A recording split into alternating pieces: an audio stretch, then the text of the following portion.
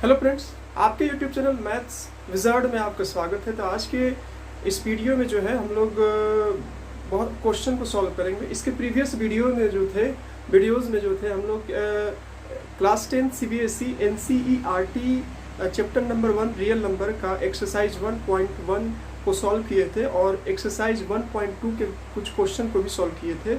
आज के इस वीडियो में जो है हम लोग एक्सरसाइज 1.2 के बचे हुए क्वेश्चन को बारी बारी से सॉल्व करेंगे और उसको बहुत अच्छे से समझने का प्रयास करेंगे। अगर आप इस पूरे क्वेश्चन के सॉल्यूशन को बहुत ही अच्छे तरीक़े से समझना चाहते हैं तो मेरे इस वीडियो में जो है आप शुरू से लेकर लास्ट तक बने रहिए। मैं पूरी कोशिश करूंगा कि बहुत ही प्रॉपर वे में जो है स्टेप बाय स्टेप मैं पूरे क्वेश्चन के सॉल्यूशन को मैं आपको समझा सकूँ। तो चलिए आज स्टार्ट करते हैं और उसको सॉल्व करते हैं, बारी बारी से क्वेश्चन को समझते हैं। आज हम लोग डिस्कस करेंगे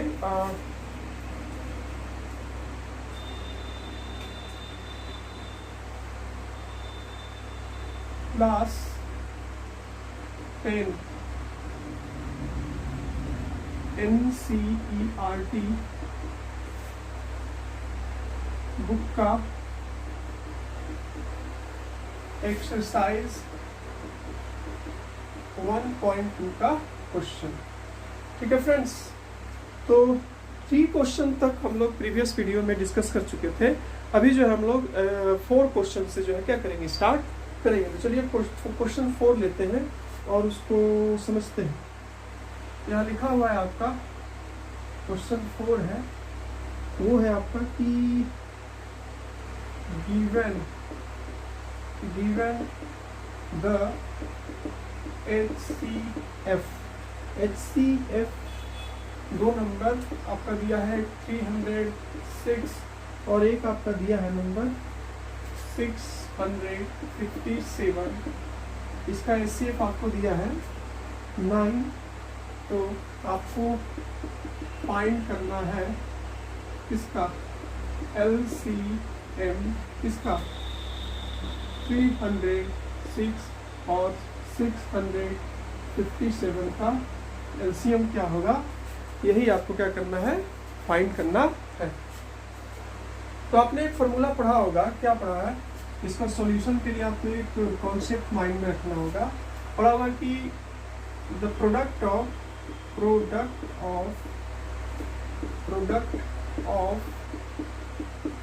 to number is equal to HCF into LCM।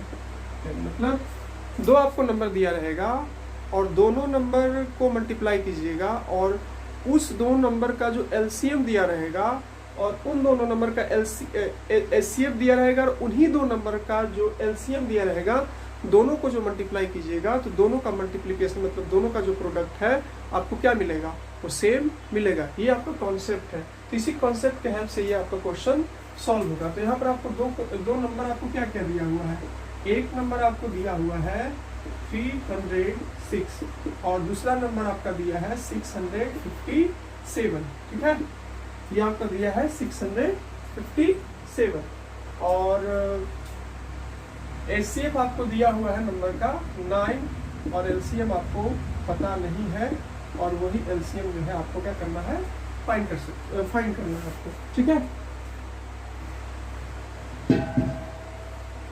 तो यहाँ पर आप जो है वो क्या कर सकते हैं, यहाँ पर आप इसको ऐसे लिख सकते हैं 9 इंटू LCM और फिर 306 इंटू 657 और फिर LCM इज इक्वल टू लिख सकते हैं 306 इंटू 657 बाई 9।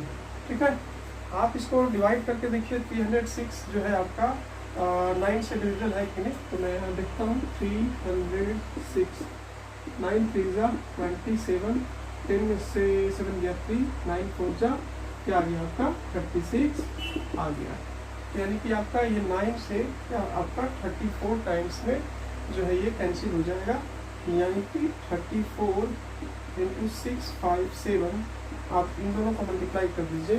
657 मल्टीप्लाई 34 7 4 जा 28 का 8 कैरी 2, 7 4 जा 28 का 8 कैरी 2, 5 4 जा 20 और 2 22 कैरी 2, 6 4 जा 24 और 2 क्या हो जाएगा 26, 7 3 जा 21 कैरी 2, 5 3 जा 15 और 2 17 का 7 कैरी 1, 6 3 जा 18 और 1 19, ठीक है। 8 2 1 3 7 और 6 13 का 3, 9 और 2 11 कैरी 1 12 और ये कैरी 1 2, तो ये आपका आ जाएगा क्या, आपका आ जाएगा 2 2 3 3 8, ये आपका जो है वो क्या आ जाएगा LCM आ जाएगा। चलिए हम लोग नेक्स्ट क्वेश्चन लेते हैं और फिर उसको सॉल्व करते हैं, ठीक है।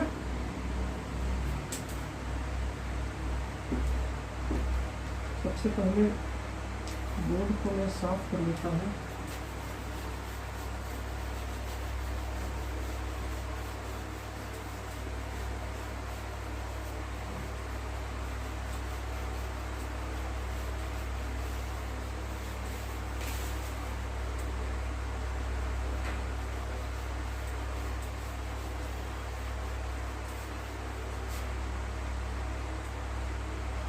उसके बाद आपका नेक्स्ट क्वेश्चन है कि क्वेश्चन नंबर 5 है आपका, check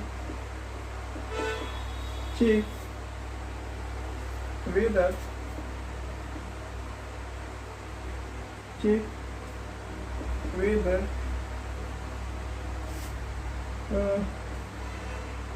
6 to the power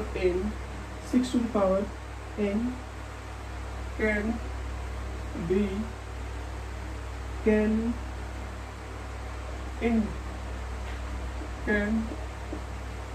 in with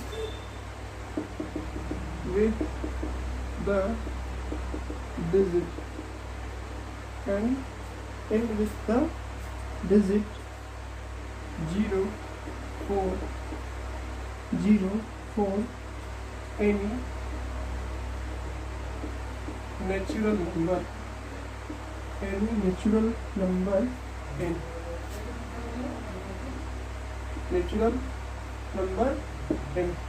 तो फ्रेंड्स हमारा एक क्वेश्चन है आपका कि चेक करके बताइए, आपको बताना है चेक करके कि आपको चेक करके बताना है कि 6 to the power n को जब हम लोग सिंप्लीफाई करेंगे तो इसका डिजिट जो है वो क्या 0 से, मतलब कोई 6 to the power n आपको दिया हुआ है, तो जब हम लोग n का वैल्यू, n यहाँ पर क्या है, n आपका नेचुरल नंबर है, मतलब 1 2 3 4 5 6 कुछ भी हो सकता है। तो जब n का वैल्यू कुछ रख करके और उसको सिंप्लीफाई करेंगे तो क्या जो डिजिट आएगा इसका, तो डिजिट जो है इसके लास्ट में, मतलब डिजिट जब सिंप्लीफाई करके नंबर आएगा तो क्या 0 उसमें 0 आएगा कि नहीं आएगा, इसी बातों को आपको डिस्कस करके बताना है। आपको बताना है कि 6 to the power n को जब हम लोग सिंप्लीफाई करेंगे तो क्या इसका जो डिजिट होगा तो उसमें लास्ट में 0 आएगा कि नहीं आएगा, इसी बात को बताना है। तो चलिए इसको समझते हैं कि आएगा कि नहीं आएगा, इसको सॉल्यूशन करके समझते हैं, ठीक है।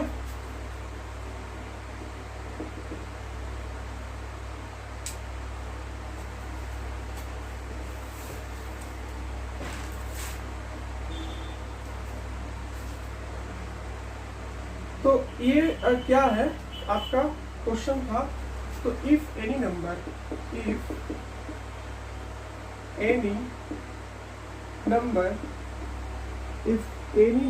ends with digit 0, कोई भी नंबर, मतलब आपको इसमें बताना है कि जब 6 to the power n को सिंप्लीफाई करेंगे तो उसका यूनिट प्लेस का डिजिट, मतलब लास्ट का डिजिट 0 आएगा कि नहीं आएगा, मतलब आएगा तो कैसे आएगा और नहीं आएगा, तो यही आपको डिफाइन करके बताना है। तो ये हम लोग को पता है कि if any number ends with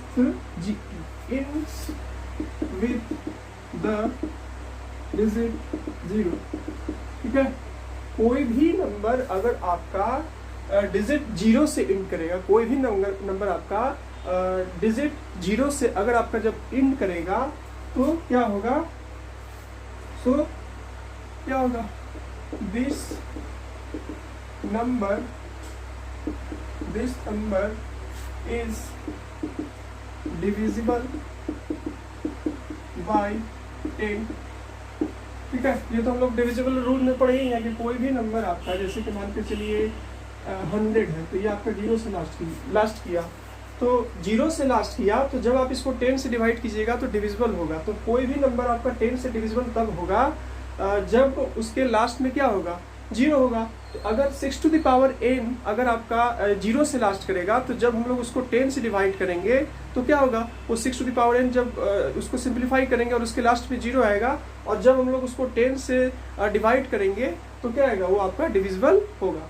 ठीक है, ऐसा होता है, तो वो आपका डिविजिबल होगा। सो इसलिए हम लोग ये भी कह सकते हैं, we can say that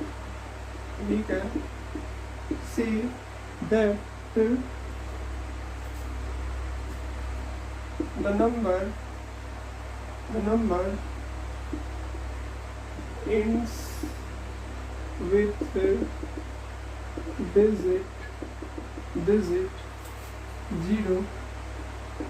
It must be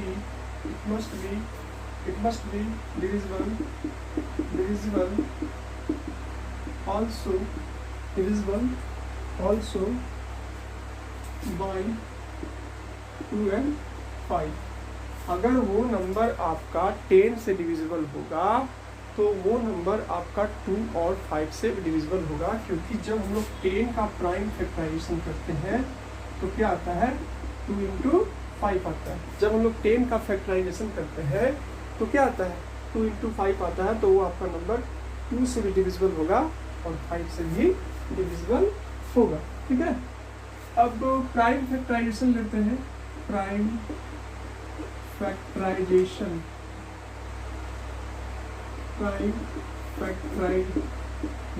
करते हैं किसका, 6 टू द पावर n का। इसका प्राइम फैक्टराइजेशन करेंगे तो क्या आएगा, 2 into 3 to the power n।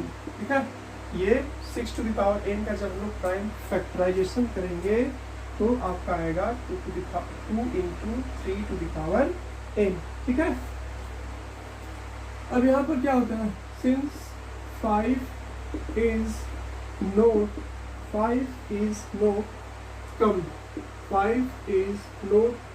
come in the prime factorization of 6। जब हम लोग यहाँ पर 6 का प्राइम फैक्टराइजेशन किए तो 6 के प्राइम फैक्टराइजेशन में हम लोगों को सिर्फ 2 और 3 देखने को मिला। हम लोगों को 6 के प्राइम फैक्टराइजेशन में जो है हम लोगों को 5 देखने को नहीं मिला। ठीक है, तो hence for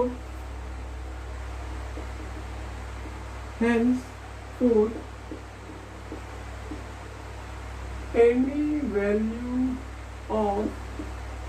value of n, किसी भी n का कुछ भी वैल्यू लेंगे तो 6 to the power n will, n का कुछ भी वैल्यू लेंगे तो 6 टू द पावर n जो होगा, n का कुछ भी वैल्यू लेंगे तो 6 to the power n is not divisible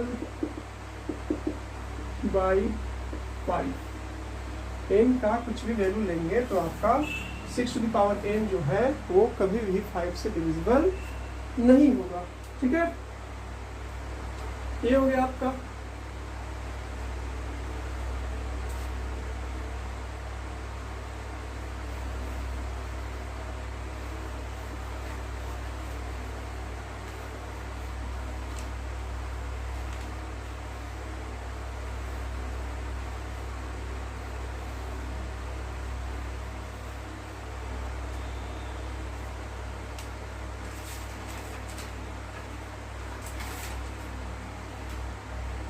इसीलिए क्या होगा, हम लोग ये कह सकते हैं therefore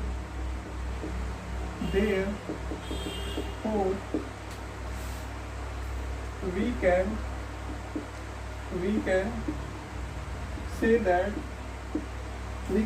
that 6 to the power n cannot end with the digit 0, कभी भी वो 0 से एंड नहीं करेगा। और एनी नेचुरल नंबर एन का कोई भी वैल्यू रख देंगे तो ये आपका 0 से एंड नहीं करेगा। ये क्वेश्चन था। आई होप कि आपको ये क्वेश्चन आपको समझ में आ गया होगा। अब हम लोग जो है वो नेक्स्ट क्वेश्चन की तरफ चलते हैं, ठीक है, और उसको जो है क्या करते हैं, समझते हैं। नेक्स्ट क्वेश्चन है आपका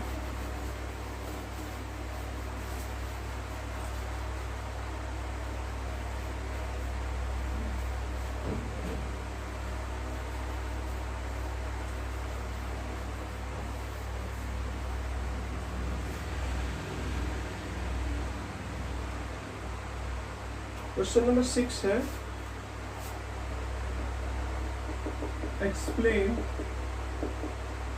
explain why 7 into 11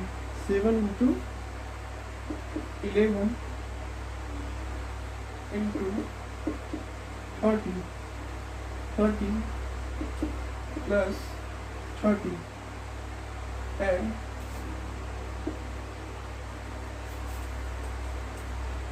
7 into 6 into 5 into 4 into 3 into 2 into 1 are composite numbers. Composite number. तो आपको इस क्वेश्चन में बताना है, क्या बताना है कि ये जो आपका नंबर है 7 मल्टीप्लाई 13 प्लस 13 और फिर आपका ये number 7 into 6 into 5 into 4 into 3 into 2, ये आपका कंपोजिट नंबर क्यों है, यही आपको जो है वो क्या करना है, बताना है। सबसे पहले बात ये समझ में आनी चाहिए कि कंपोजिट नंबर होता क्या है। तो कंपोजिट नंबर उसको कहते हैं जिसका मोर देन 2 फैक्टर्स होता है। एग्जाम्पल में आप समझ सकते हैं, जैसे मैंने लिया 16 लिया, तो 16 किस किस नंबर से डिविजिबल होगा? 1 से तो सारा नंबर डिविजिबल होता है, 2 से भी होगा आपका, फिर ये आपका हो जाएगा 4 से हो जाएगा, 8 से हो जाएगा और ये 16 से हो जाएगा। तो इसका नंबर ये जो 16 है आपका 1 से भी डिविजिबल है, 2 से भी डिविजिबल है, 4 से भी डिविजिबल है, 8 से भी डिविजिबल है और 16 से भी आपका ये डिविजिबल है। यानी कि इसका मोर देन क्या है, मतलब 2 से ज़्यादा फैक्टर्स है। तो इस टाइप के जो भी नंबर होगा उसको हम लोग क्या बोलेंगे, इस टाइप के नंबर को हम लोग कहेंगे कंपोजिट नंबर कहेंगे। क्या कहेंगे? कंपोजिट नंबर कहेंगे। तो आपको यही प्रूफ करना है कि ये दोनों नंबर जो आपका दिया है कंपोजिट नंबर है, ठीक है। तो चलिए इसको प्रूफ करते हैं और इसको जो है हम लोग समझते हैं।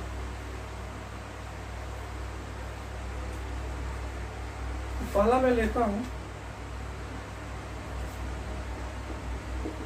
ये आपको दिया 7 मल्टीप्लाई 11 मल्टीप्लाई 13 प्लस 30, ये आपको नंबर दिया है और आपको ये बताना है कि ये नंबर जो है वो क्या आपका, ये नंबर आपका जो है वो कंपोजिट नंबर है। तो देखिए 13 यहाँ पर भी है, 13 यहाँ पर भी है, तो क्या ले सकते हैं आप, इसको आप 13 को कॉमन ले सकते हैं।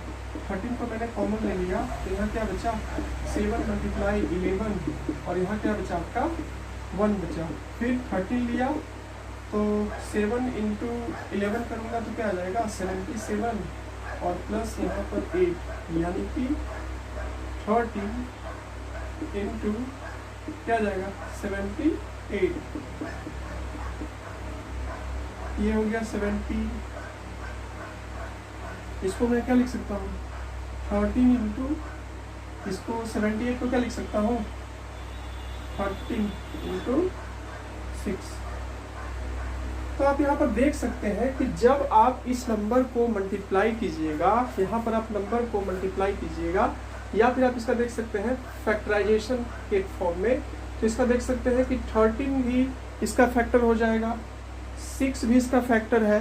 अब 6 फैक्टर इसका हो गया तो 2 भी फैक्टर हो गया, 3 भी फैक्टर हो गया। तो सीधी सी बात है, इस नंबर का 2 से अधिक फैक्टर हो गया। और डेफिनेशन ही होता है कि ऐसा नंबर जिसका 2 से अधिक फैक्टर हो तो आपका क्या होता है, कंपोजिट नंबर होता है। तो इसलिए आपका ये क्या, हम लोग इसको क्या कर सकते हैं, hence 7 into 11 into 13 plus 13 are composite number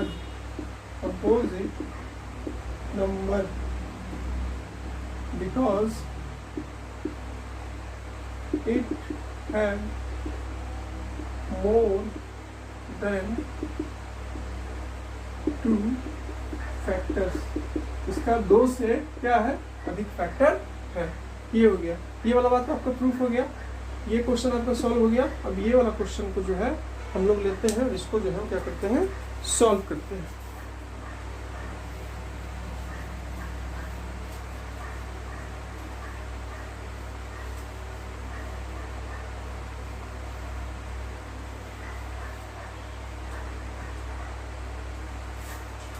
तो सेकेंड क्वेश्चन मतलब इसी का सेकेंड पार्ट है। आपको ये नंबर दिया हुआ है 7 multiply 6 multiply 5 multiply 4 multiply 3 multiply 2 multiply 1।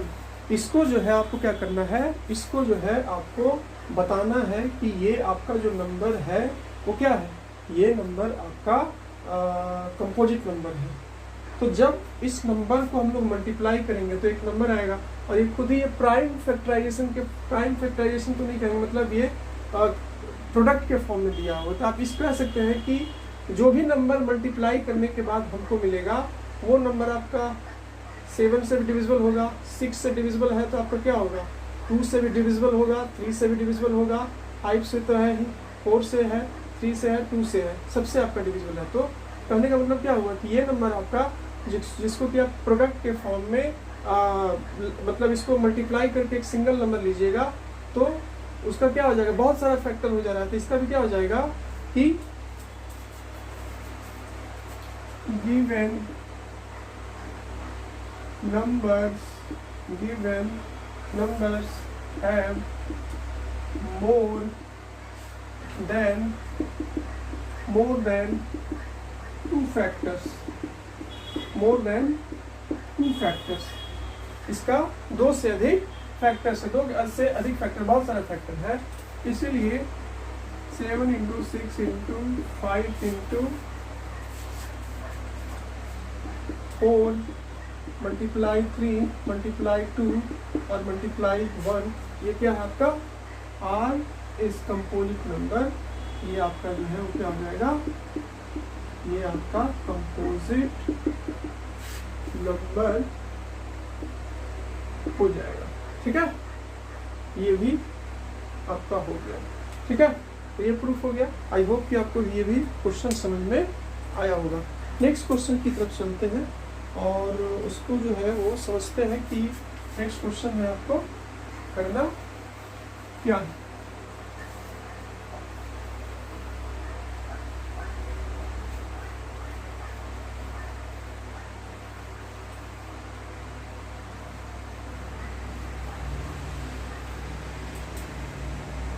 तो एक कौन सा चल रहा आपका क्लास 10 रियल नंबर का है, रियल नंबर का लास्ट क्वेश्चन इस एक्सरसाइज का। तो उसको सबसे पहले मैं लिखता हूँ और फिर एक्सप्लेन करने के बाद मैं आपको समझाऊंगा कि उसका सॉल्यूशन जो है वो क्या होगा। मेरा क्वेश्चन है there is A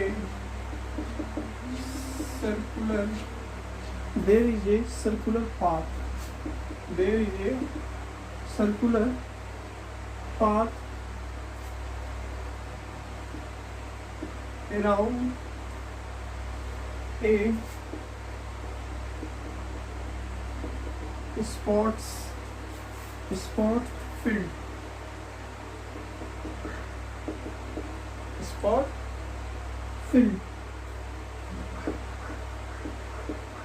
Sonia takes 18 minutes to drive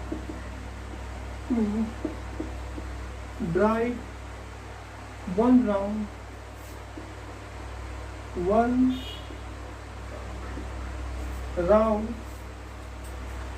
of the field. While Ravi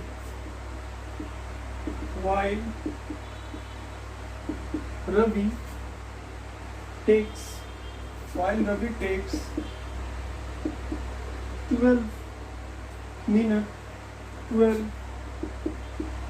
minutes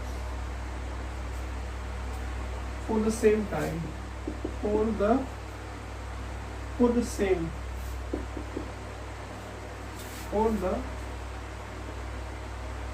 same suppose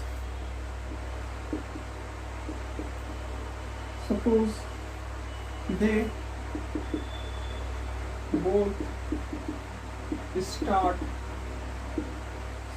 both start at the same point, and the same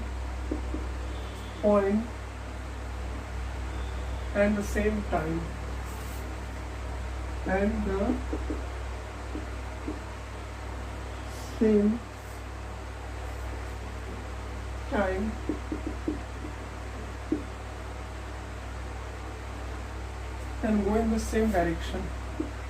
and go in the same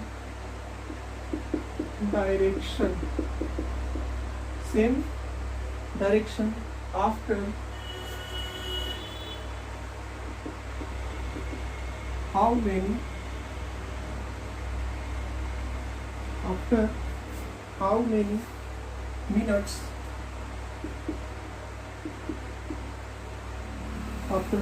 minutes will they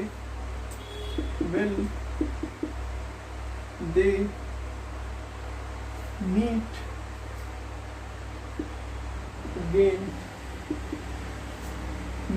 again at the starting point,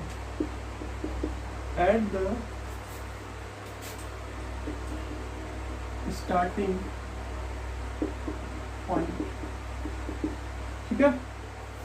तो ये हमारा question है।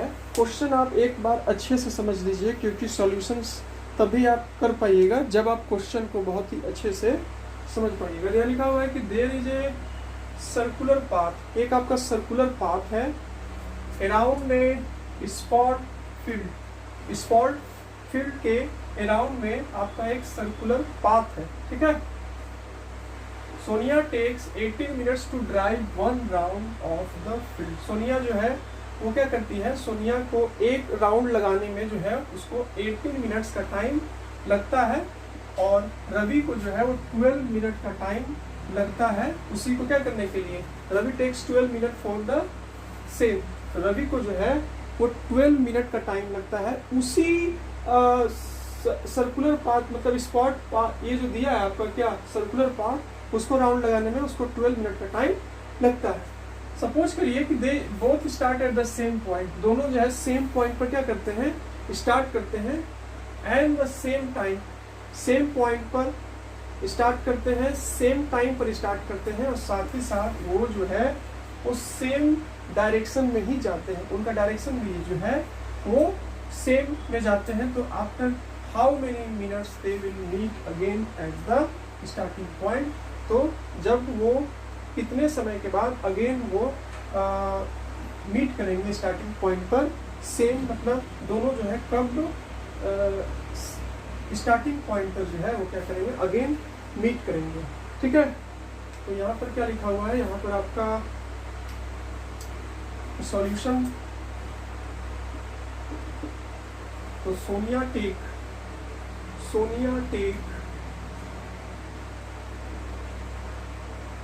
time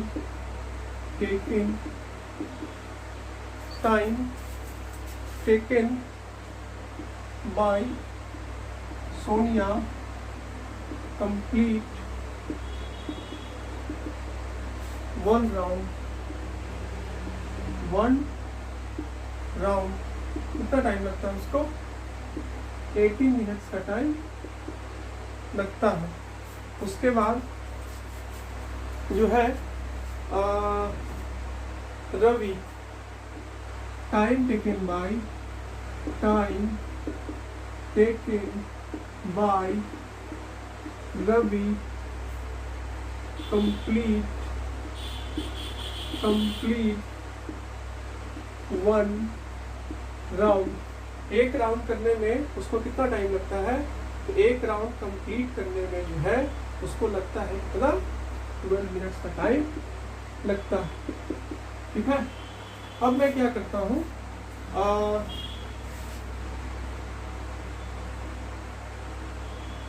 इसका मैं LCM find कर देता हूँ। तो क्या हो जाएगा? 18 का प्राइम फैक्टराइजेशन कीजिएगा तो 2 से 9 बार में, 2 से 3 बार में, 3 से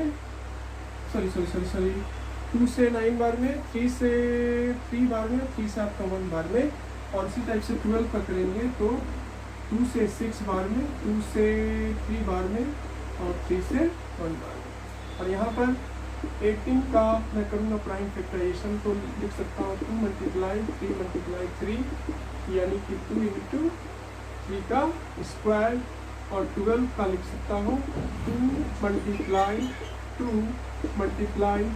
3 यानी कि 2 का स्क्वायर × 3। इसका एलसीएम क्या हो जाएगा? जो सबसे हाईएस्ट होता है इसका पावर क्या है यहाँ पर? 2 का पावर 2, और दोनों में जो सबसे हाईएस्ट होता है तो 3। ये इसको मैंने चूज कर दिया। आपको एलसीएम फाइंड करने आता ही होगा। तो क्या होगा? ये 2 2 जा 4 और 3 3 जा 9 यानी कि 36 मिनट के बाद, 36 मिनट के बाद जो है वो दोनों दोबारा स्टार्टिंग पॉइंट पर क्या करेंगे? मिलेंगे। ठीक है, तो ये आपका तो सॉल्यूशन। आई होप कि इसका सॉल्यूशन जो है आपको समझ में आया होगा। ठीक है, तो नेक्स्ट वीडियो में जो है हम लोग नेक्स्ट एक्सरसाइज को सॉल्व करेंगे। आई होप नेक्स्ट एक्सरसाइज के टॉपिक मतलब क्वेश्चन को सॉल्व करेंगे।